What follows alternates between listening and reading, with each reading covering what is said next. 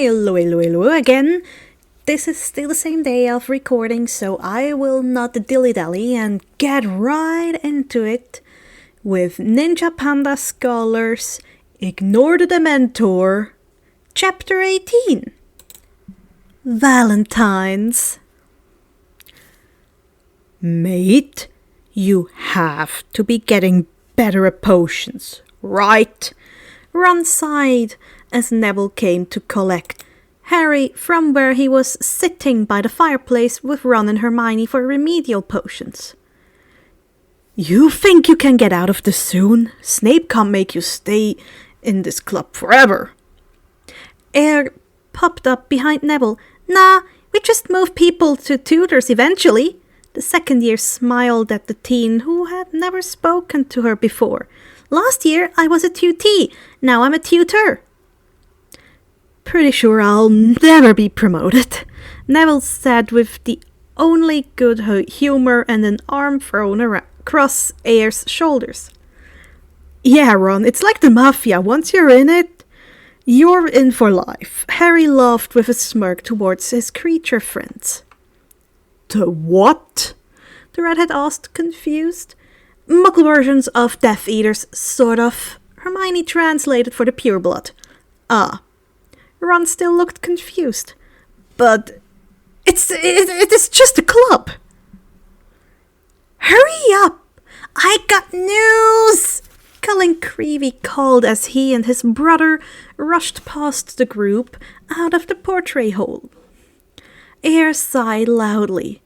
That kid has so much drama he could power an entire theater department at Hogwarts. That kid is older than you, right? Hermione asked, looking at the girl in confusion. They had talked a couple of times when Harry was hanging around her, but not much. Yeah, but I don't have any relationship drama. My family does arranged marriages, and I actually like the bloke I'll eventually marry one day. So much less drama and anxiety on my end. Air shrugged unconcernedly. Wait, what? Harry looked at her in confusion. You have an arranged marriage? And you already know about it at 12? Who is it? Harry looked around as if to see if the bloke was he... Suna, echt jetzt? Harry looked around as if to see who the bloke was he was going to have to go all Dementor Big Brother on now. That's barbaric! Hermione growled in indignation.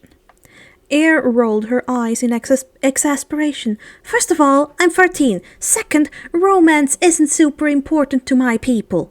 I'm not saying we don't love or that my parents don't love each other, but companionship, trust and loyalty are more important than romance.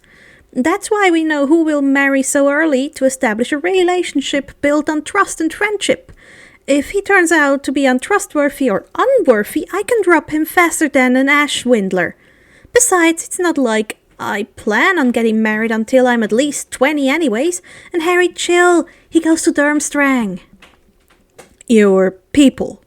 Ron asked with a speculative look at her, realizing there must be something going on here. Valkyries, the girl said with a fierce grin. Keep that to yourselves, though, if you don't mind. We don't get quite as much prejudice as most other creatures, but I'd still like to have a few more normal years of school before I'm outed. Wow, you are in a myth? Hermione looked at the girl like she was a new research project. Harry chuckled and stood to leave. Colin had news. Hermione, the first thing we learned as we entered this world is that the myths are all true. I don't think there's anything that would really surprise me anymore that it existed. Let's go. Guys, I want to hear Colin's news. Neville tugged on Harry's sleeves to get him to move. He's always good for a laugh and a good story. Fine, if I must. Air dramatically groaned as she headed out the door. See you all in a bit, Harry called over his shoulder. Why did you tell them? Neville asked the Valkyrie as they approached the door to the room used by the HSMC. They either already know or will know about Harry. Air shrugged. Air shrugged. Everyone can see how close they all are, and I would bet my favorite dagger that his species has more prejudice and restrictions on it than mine. So I'm not overly concerned. Besides, like I said, my species isn't vilified as much as others. My only danger is that you-know-who would try and recruit me and— Cat, no! Sorry for that. Cat tried to throw down a vase. My only danger is that you-know-who would try to recruit me and Kara because of what we are. That's our main reason for secrecy. Ron and Hermione actually already know about me, and they'll keep your secret.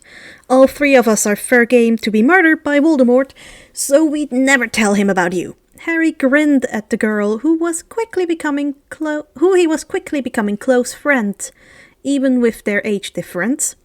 Great! Now you just need to tell the rest of us. He earned a mischievous grin from Air before she opened the door. Neville patted him on the shoulder comfortingly before hurrying in and looking at the snack table. I see you were successful in shaking off Snuffles. Harry smiled at the dogless Snape, who was drinking a goblet of what he was most definitely blood in the corner. That name is utterly ridiculous, and the mutt is ruining my reputation. The man sneered. I promise to eat any additional strays that should show up at my door without prejudice. He makes you much more approachable, Severus. Luna smiled at him as she walked over and hugged Harry's waist. My point exactly. Snape gave her a dark look. Hey, he helped out in class today. Harry laughed at the man's consternation. My potion definitely would have exploded, and Draco's would have been useless without his help. Snape just glowered as Colin was bouncing around the room. Calm down, you idiot, and just tell us what happened. Draco growled out in amused annoyance. Romilda Vane agreed to go to Hogsmeade with me for Valentine's Day, Colin called out with a crow of celebration. Harry put an arm around Luna's shoulders and looked at him questioningly. What happened to Ginny Weasley? Keep up, Harry. Graham grinned at him with an amused gleam in his eyes. Colin moved on from her a week ago. Now he thinks Vane will be his mate. For the 1,000,001th time.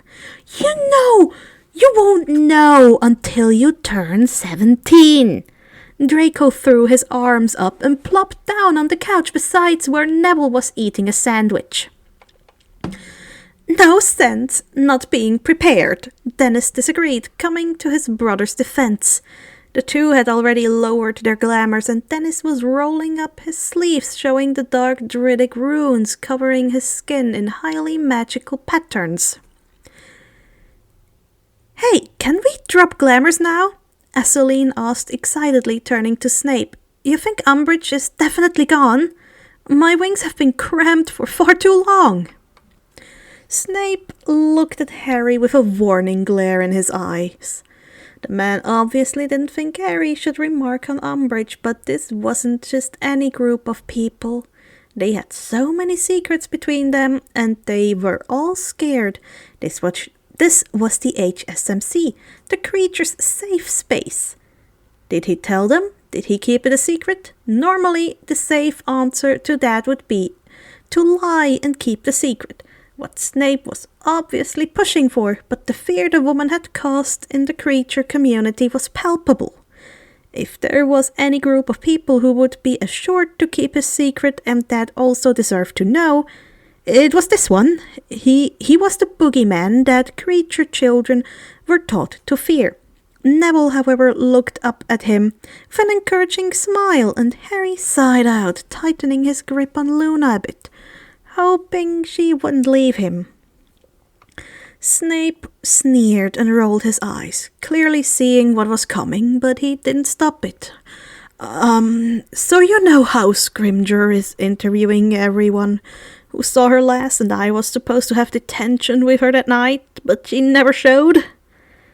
Luna tightened her hold around him, just as he had with her. He got the feeling she already knew what he was about to say. He had no clue how Luna seemed to always just know, since it had nothing to do with seeing magic, but he knew that he would be lost without her now. He may no longer have a soul in his body, but the fairy went ahead and took his heart as well. "Merlin, Harry, what did you do?" Hestia asked, as understanding flitted across her face. I know what I hope you did," Kara muttered loud enough everyone heard. "I know what I was praying someone would do." I didn't mean to, but she'd cast Crucio on me. Hit me with a silencing hex and cut up my face pretty badly. Harry explained frantically, "I'm not a creature that deals with pain well, and she got in my personal space. She was just so close." There was a collective gasp of indignation and anger from all members of the club, and even several swear words that Snape ignored, taking points off for. "Merlin's balls! I'd have drained her dry. Of course, there was nothing else you could do. The creature is going to take over in a situation like that." Bartholomew spoke up in understanding, as a vampire would have done the same thing. His eyes seemed to challenge any else in the room to disagree with that statement. "That woman was vile." Brooke fumed where she was sitting by Matthew and Hestia. "I'd have drowned her in that situation, and happily at that. You were only protecting yourself, Harry." Luna kissed the side of Harry's neck in support as he closed his eyes, more grateful than ever for this group of people. He opened his eyes and looked over to the other Gryffindors, since they were the ones who had to live with him. Colin and Dennis exchanged looks before Colin gave the older Gryffindor a little smile. "Harry, we're all creatures. That means we all have instincts, and there isn't a person in this room that can blame you for protecting yourself. Dennis and I may not have many offensive powers since our magic is more ritualistic, but I would only hope that I would have fought back as much as I could in that situation as well." "I just hope it was painful for her." Air gave a fierce grin where Harry finally saw part of her glamour drop and razor-sharp teeth flash in the light. "Do not be complacent. Still be careful with the new High Inquisitor around. But glamours are fine to drop in this room." Snape finally spoke up from his armchair and answering the original question. "That monster of a woman will never be returning. Harry ate her, if we want to be specific about what happened," he added at the end with a fierce gleam in his eye, seeming to take great joy in that statement. "I really hope she tasted good at least." Luna grinned at her Dementor. "So good." Harry grinned back. A few of the other students gave him a disgusted look at having to eat the pink abomination, but looked more like they were just happy they didn't have to do it. "Great. So, now that the toad is gone, we can focus on what's most important." Aurora smiled happily at the group, then turned to Matthew. "How's it going with Sinistra? I'm dying to hear." We're going to do dinner up on the astronomy tower for Valentine's."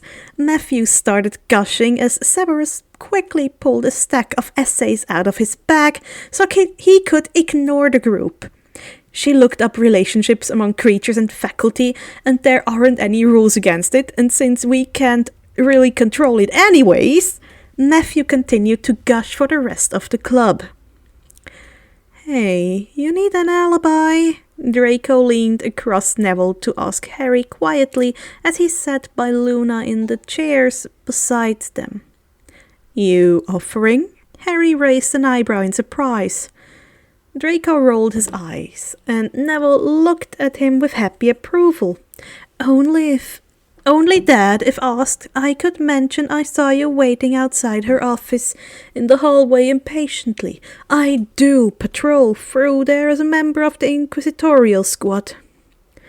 "What do you want in return?" Harry asked with suspicion. "You already did it." The blonde smirked at him viciously. "Unless you think you can eat the Dark Lord as soon as well? Preferably before summer?" "I'm guessing you can't just eat him yourself?" Harry asked, still not knowing what Malfoy was. "Hell no." Draco's eyes widened in surprise and disgust. "My diet is the same as a human." "If with a little more sugar," Neville tacked on at the end. "Yeah, well, my glucose levels tend to sink fast. But besides that," Draco waved off, "but no need. I will definitely not be eating anyone. Talk to Graham or Bartholomew for that." "Maybe Hestia?" Luna looked over at the 6th-year Ravenclaw. She still hasn't told anyone what she was, but knowing Luna, she definitely knew anyways. "My digestion doesn't really support eating people either," Graham added on from where he was sitting with David and heard their little conversation. "Gargoyles are more the tearing limb from limb type.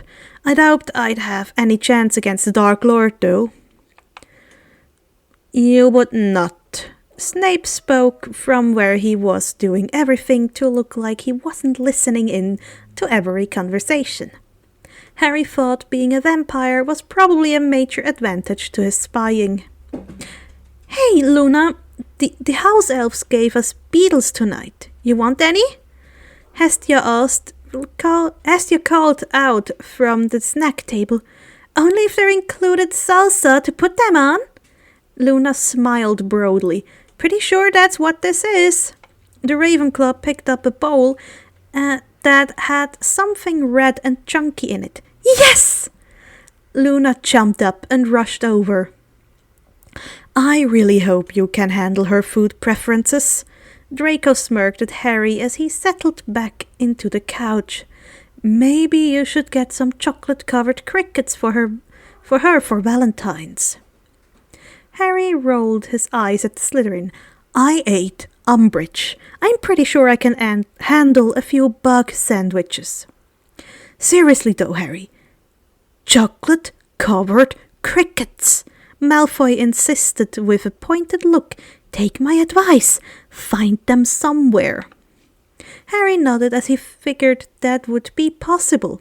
"Thanks, Draco." The blonde nodded and seemed to settle into Neville's side more. The next couple of weeks seemed to go back to some semblance of normal. Scrimgeour still had the school running under his iron fist and most of the added decrees and regulations.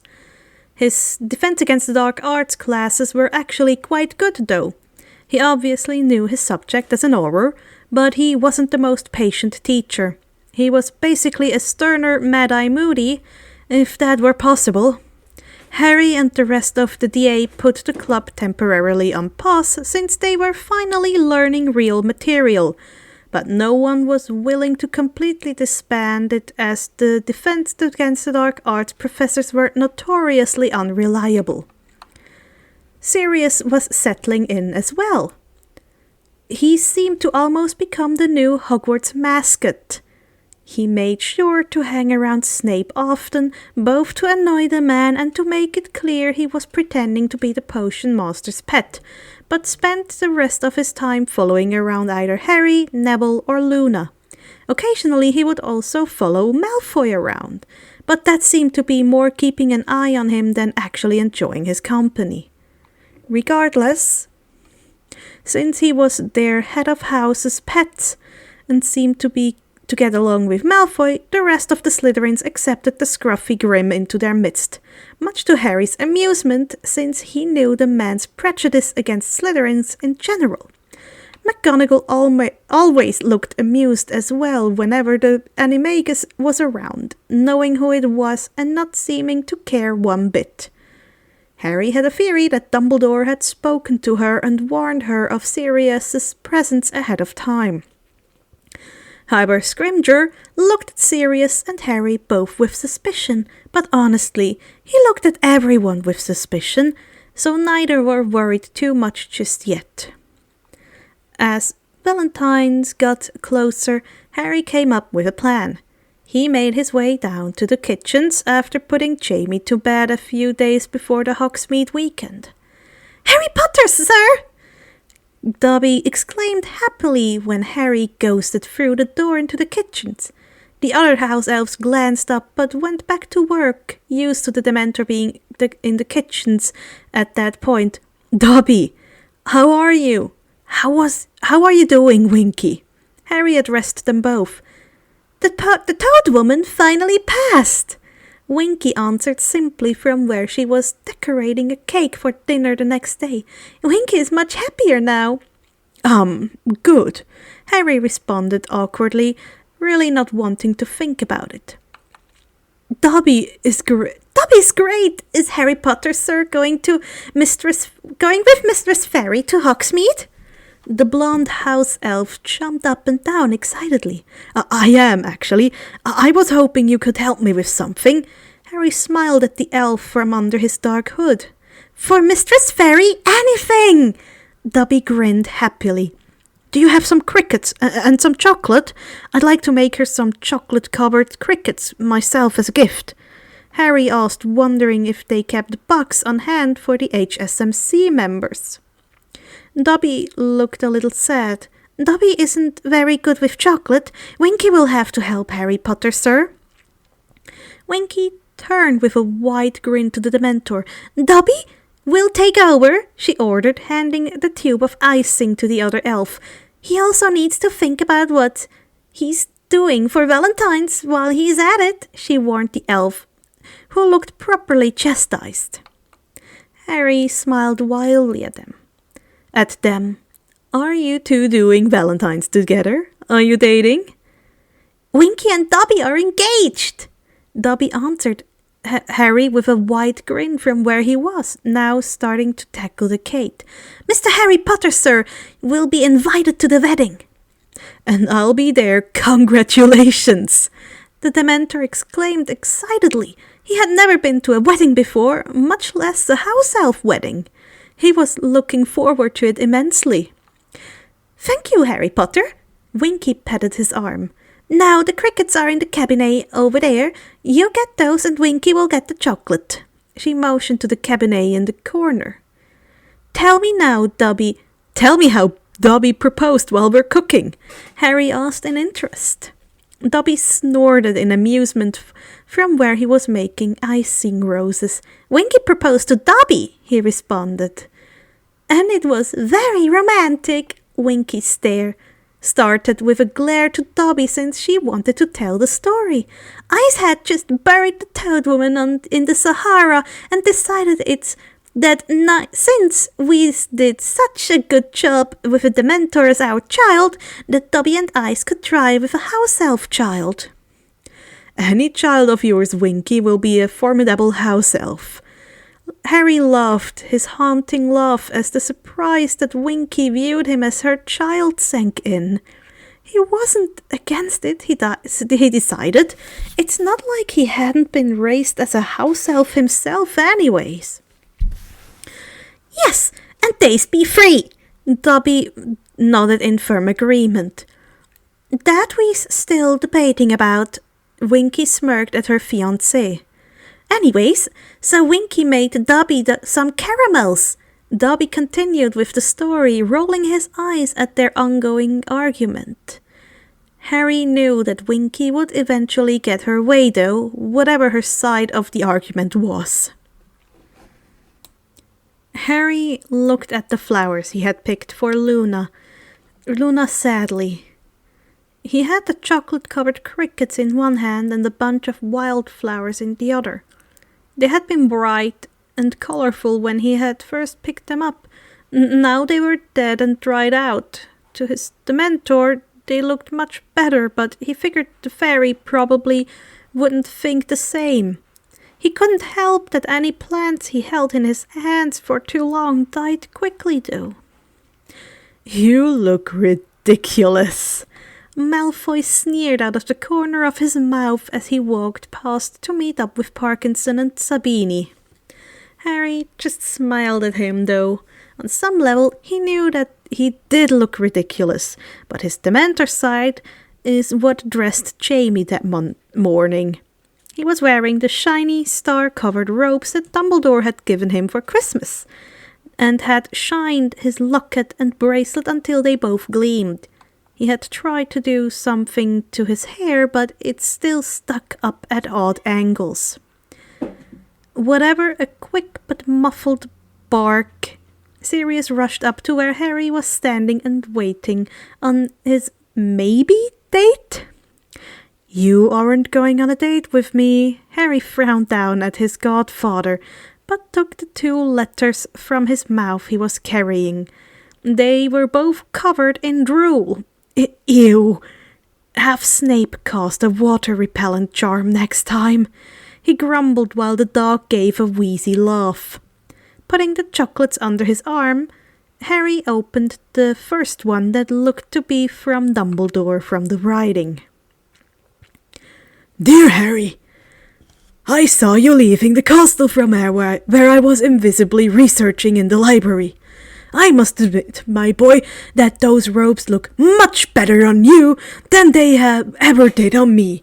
Luna is one very lucky young lady, as you are a very lucky young man. Now, for the purpose of this letter, Severus is leaving this very evening to talk with an old professor from Tom's that may have an idea about the objects we're researching, and how many Toms may have made. Regardless, I think I have an idea where he might be able to find one now. I would never dream of ruining your date, so would you come tomorrow night, just before curfew, to my temporary quarters? If you would like to accompany me on my trip, I may have use of your gastronomical services. Yours, Albus." "Awesome!" Harry exclaimed with a grin to Sirius, who was watching a bird with a calculating gleam in his eyes. "Tell him I'm in, and I'm hungry. You listening to me?" Harry snapped his fingers in front of his godfather's face, or should he say dogfather, to bring his attention back. The dog gave a very human roll of his eyes, but did look away from the bird. "Fine, I'll read yours next." Harry laughed at him as he opened one that was in Sirius's handwriting. "Harry, you look ridiculous! Burn the robes! I'm serious! Serious, get it? Why are those flowers dead? Did I teach you nothing? I swear I'm picking out your wardrobe next time. By the way, your Dementor friends dropped off a soulless Augustus Rookwood at the ministry this morning. I thought you would like to know. Have a great time on your date. Don't do anything I wouldn't do, and please try to do a few things that I would do, if you catch my drift. Snuffles." "Yes, I think the giant squid could catch your drift, Snuffles." Harry snorted and put both letters into a pocket.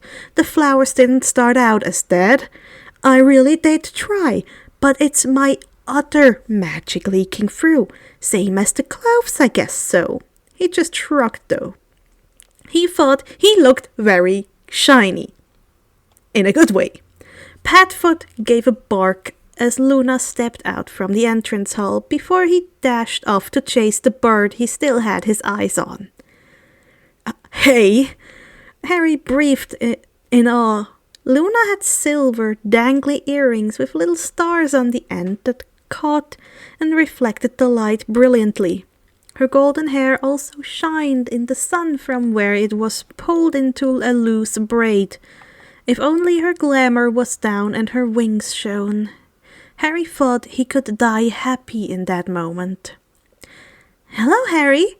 Luna grinned as she reached out to take the flowers. "Thank you! They're already dried so I can keep them longer. That was very thoughtful of you." Closing his mouth finally, Harry smiled broadly. "You look amazing, Luna," he gasped out. "I made you some chocolates. Winky helped. I didn't know how to keep the crickets crunchy in the chocolate." Luna gave a happy gasp as she took the box. "Chocolate-covered crickets are my absolute favorite!" She shrank both gifts down and put them in one of her pockets. "Shall we go? I figured we could get some lunch first and then do some shopping," Harry suggested as Luna looped a hand around his elbow and they started to walk. She hummed in agreement. "Oh, Harry, I do love those robes," she smiled. "They're very happy and chase away the wax birds." I know, right?" Harry exclaimed happily. He knew Luna would get it. Hanging out with Luna was effortless as hanging out with Ron and Hermione, more so if they were arguing at the time. Plus, Luna had so many interesting stories from her time searching for creatures with her father or visiting with the other fairies in their dimension, which she did about once every year or so.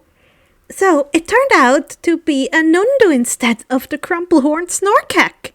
Luna laughed brightly as she finished up her story while they slowly meandered through the town towards the store where she wanted Harry to buy a new coat. Harry was sure they were getting looks from other students. He never went out with anyone, and his robes were quite bright. But he really didn't care and only wanted to pay attention to Luna. For once, he was getting stared at for something that made him happy, and that was actually fine with him. "That sounds dangerous," he remarked with a chuckle. She and her dad really did get into the oddest situations. "Oh no, Nundus actually really like fairies. I think they would like Dementors too, since they have similar magic to Thestrals," Luna explained as she opened the door to the store with a tinkle of a magic bell. "May I help you, dearies?" an older woman asked with a smile, since hers was one of the few stores that didn't seem to be frequented often by the students on Valentine's Day, and she was happy to see customers. "I need a new coat, ma'am," Harry answered, a bit embarrassed. "Oh dear, yes," the woman tutted as she took in the holes and wore patches. Dudley was very hard on his clothes. Do you have anything with silver or gold metallic accents?" Luna asked, causing Harry to smile in agreement. Yes, I might." The woman shuffled through several racks to see what she had. "Try this on, love," she said as she handed a black coat with shiny silver zippers and silver trim to Harry.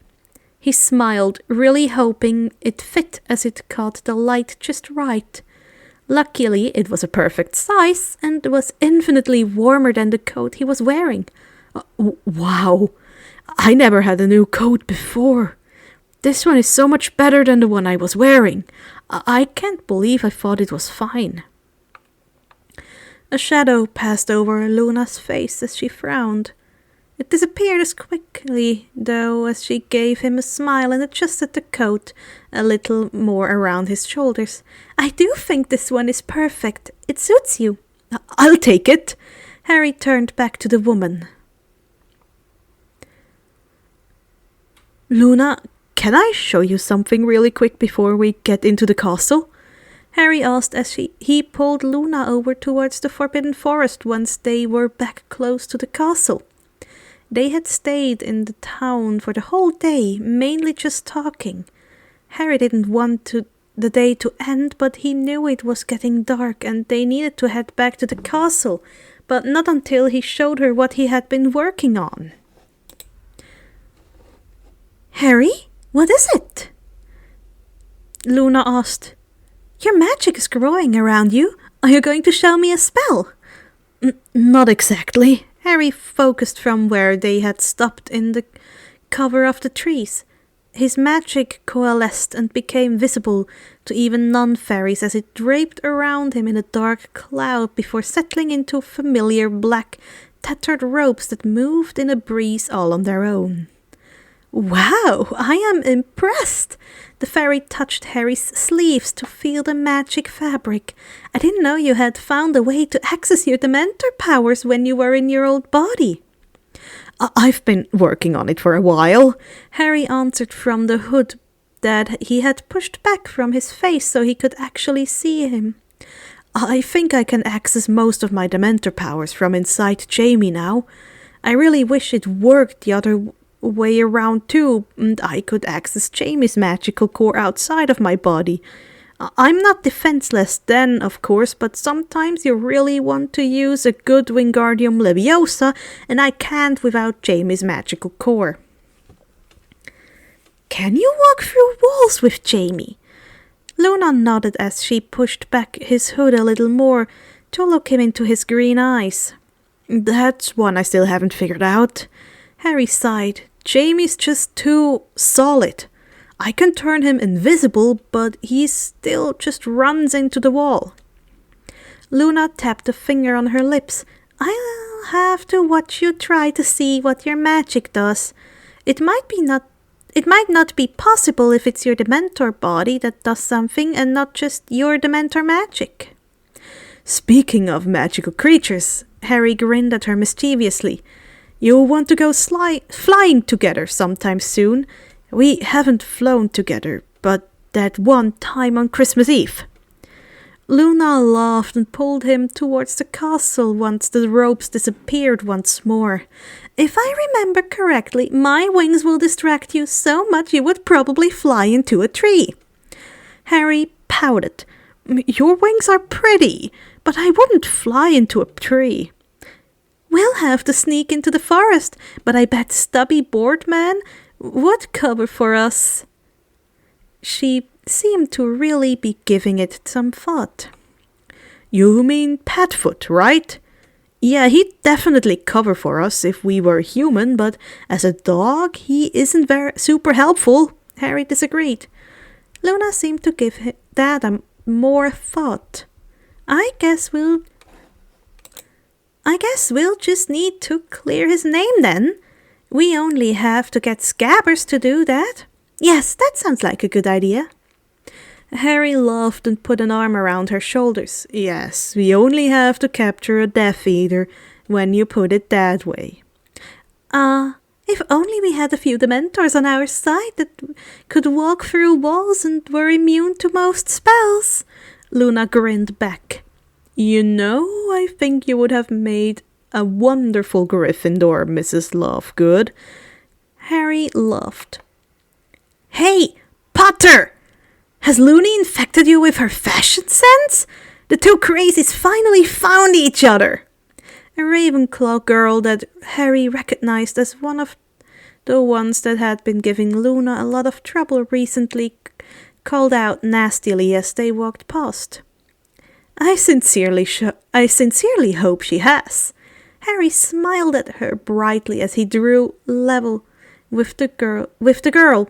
As soon as they passed, a look of utter fear and sadness crossed her face, and she shivered heavily. "I'm going to eat a few of my chocolates at dinner."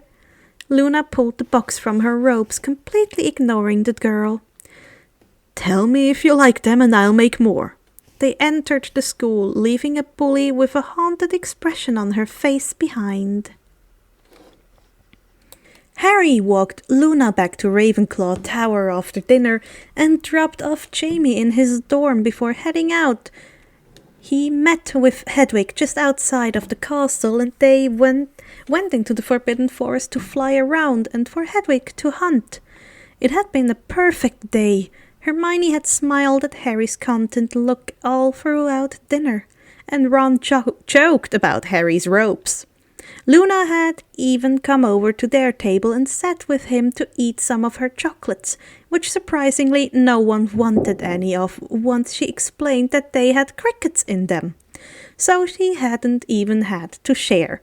Hedwig got the entire story told to her as they were silently ghosting through the trees. She gave approving hoots occasionally when she wasn't attacking a mouse in the underbrush.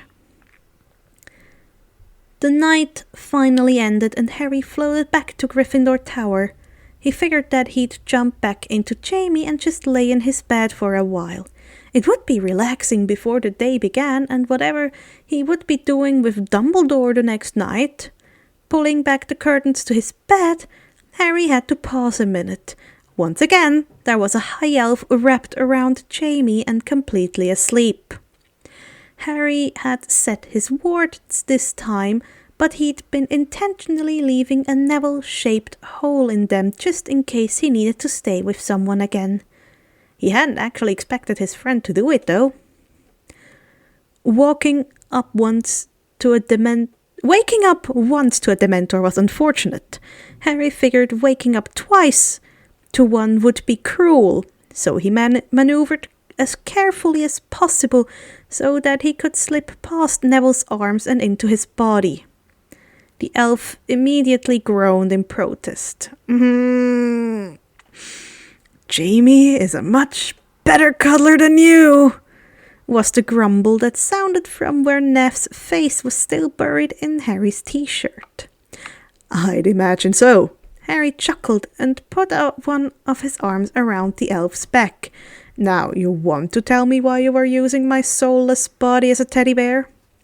"Draco went to Hogsmeade with Parkinson." The teen mumbled, still not moving an inch, even though he had to be uncomfortable with Harry back in the body. Harry frowned and tried to pick a dad apart. "But you said they're just friends, that he can't date her." Neville shrugged and snuggled in a little closer. "It's not that. I can't be his friend, not in Hogsmeade, and I can't spend Valentine's Day with who I want to spend it with. Just lonely. No one was around today. Didn't have anyone to hold on to." Oh, Nev, I'm sorry." Harry sighed sadly, knowing he couldn't offer his friend comfort as he was. "How about I go wander the castle a little longer? You still have an hour before you have to get up, and I'm sure you'd much rather spend it with Jamie." "No, stay." Neville scooted backwards, pulling Harry with him until they were closer to the edge of the bed. "Now you scoot out of my teddy bear and lay down on the other side." Neville made a shooing motion with his hand, even as he was still cuddled into Harry's side. Finally catching on, Harry laughed and let go of Jamie so that he could lay down on the other side of the soulless body. The three of them were crammed onto the bed, but it was fortunately just wide enough they all fit. Much better. Neville buried his face in Jamie's shirt again. Harry just smiled over at them, knowing Neville wouldn't be able to understand him anymore. It was a strange situation, but it worked. He'd always make sure there was a Neville-shaped hole in his warts for whenever he might need it. There wasn't anything else he could do to fix what his friend was going through, so he would just lend that little comfort that he could, even if it was just his shell of a body.